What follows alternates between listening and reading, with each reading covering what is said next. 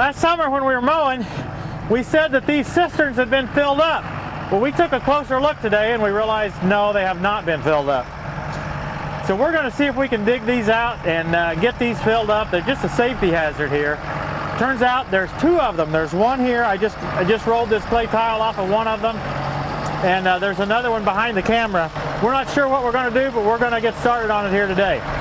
The other cistern's right here behind the ridger that they've got, and so they're going to hook onto this ridger and get it out of here so we got better access to it.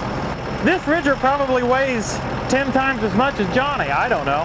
What's it weigh? 4,500 pounds. Oh, that's not too bad then. 4,500 pounds, he said.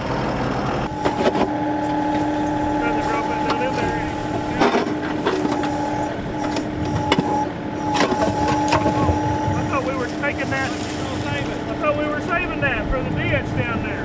I thought there was a whole bunch more. Anyway, I couldn't figure out how to get a hold of it.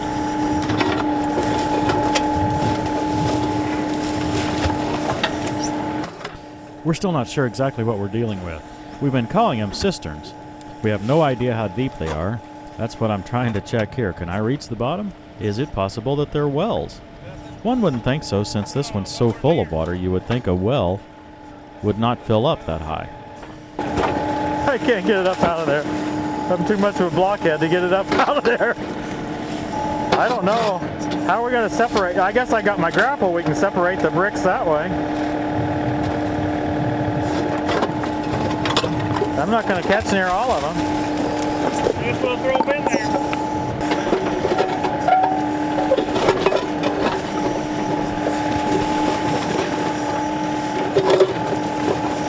Somebody went to a lot of work to build that thing.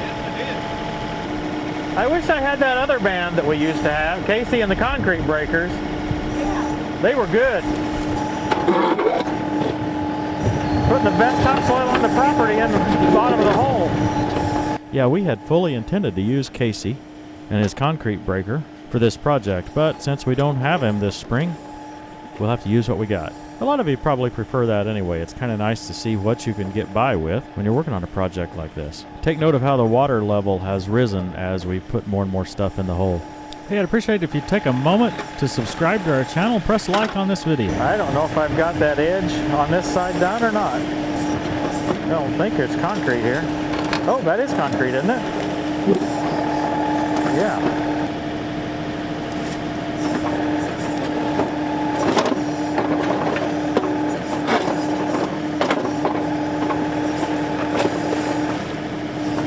You'll notice we're right here by a power meter. The power is not plugged in. We can see it's not plugged in on the pole.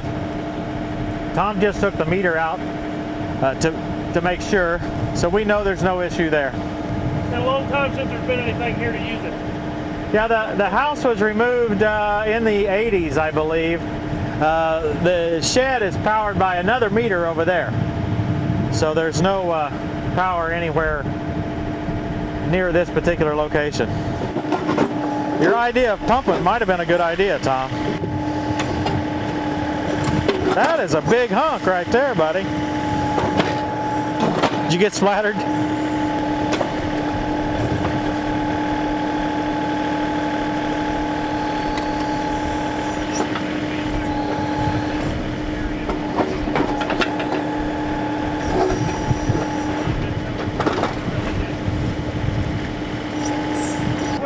The big chunks out, had we haul them down there?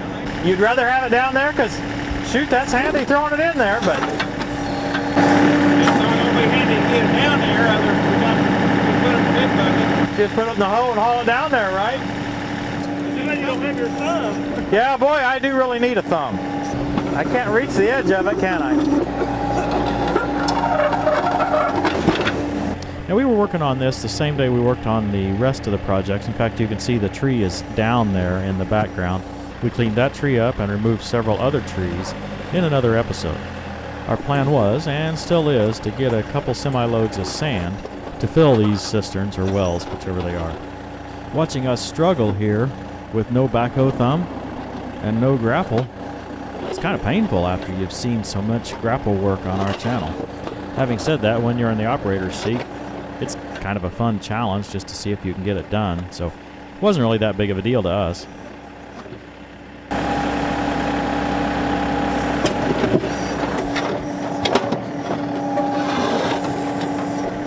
Tilt up, and you got 3 good ones in there. Okay, you want me to take off with them? Well, either that or I have to use the grapple to put the 4th one in. Or what? Or should we just pile it and then move it later? It's up to you. I won't be able to load you very fast, so you might have time to make a run. I don't know what to do, Tom. I don't either. I don't think it's deep enough. Well, I'm thinking we ought to pump that one. I think we should have pumped this one. Yeah, I wish we had it done.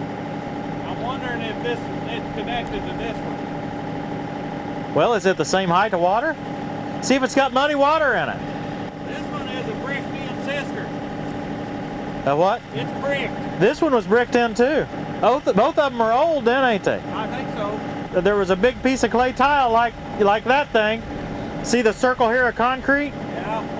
And then all this right over here, see there's some, I don't know what all you've been getting into. see I'm in something serious there still. Pretty serious. So far it looks, I think I saw a piece of pipe there. Whoops, sorry. I think I saw a piece of pipe there. Are those bricks that I'm hitting, or? And that's like that brick over there that you hit.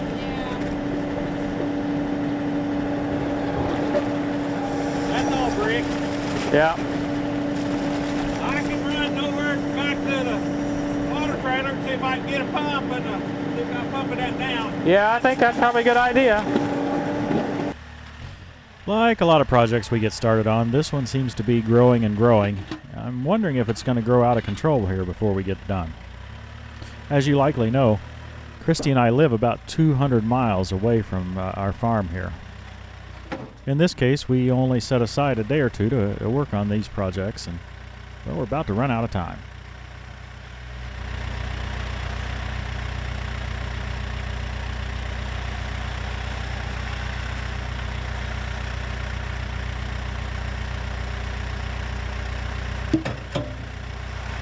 Watching this action, in contrast to what I was doing with the backhoe just a few minutes ago, makes a pretty convincing argument for a grapple. In case you're a first-time viewer, this one is from Artillian.com. Tough as nails. Great solution for anything up to, say, a 3R, or say a Kubota Grand L 4060, something like that.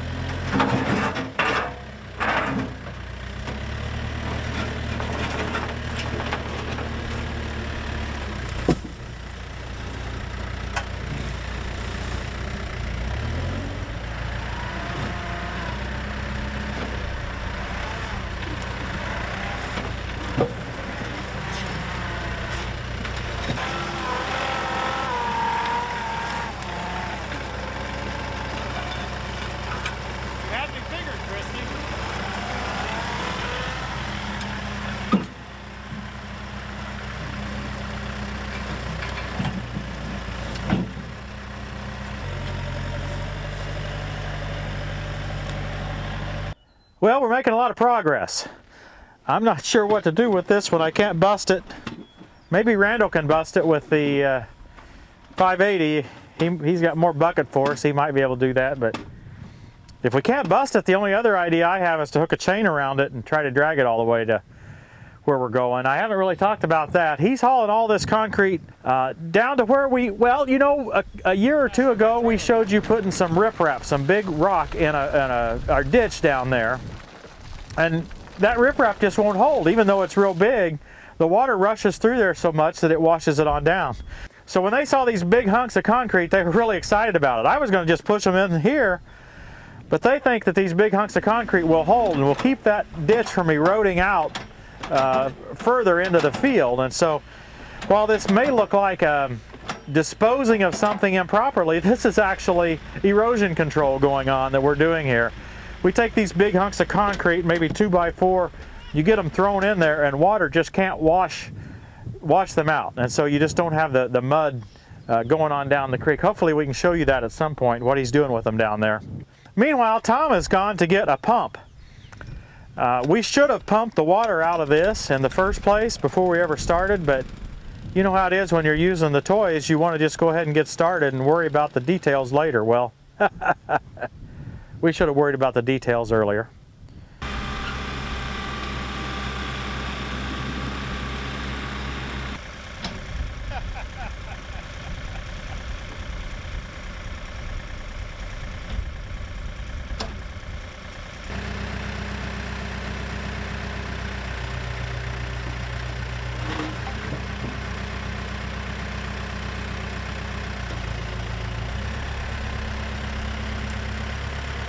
Randall, you got to get out of here. You got a date.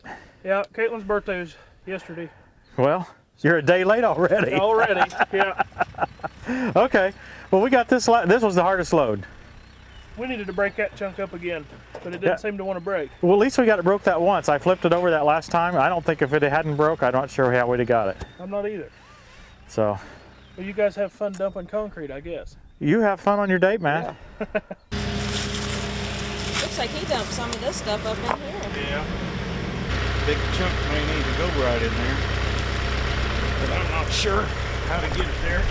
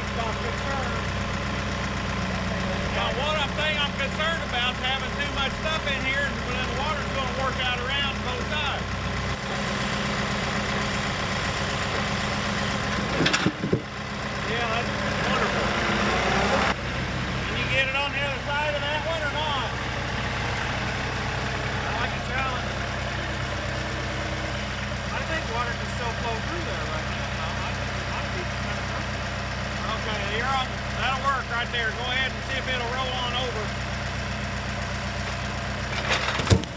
Like right there. Like right there.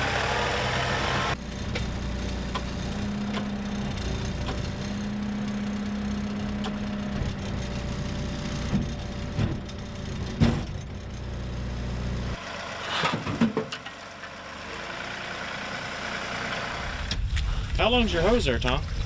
Oh, 20 probably. 25. So we're maybe 10 foot in the water? Yeah, at least.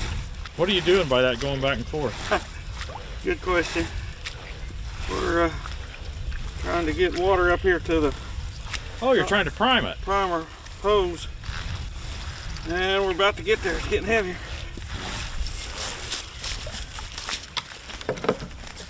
I've never seen a pump primed that way. I'm not sure I have either. Now then, hopefully to get the thing to start. Okay.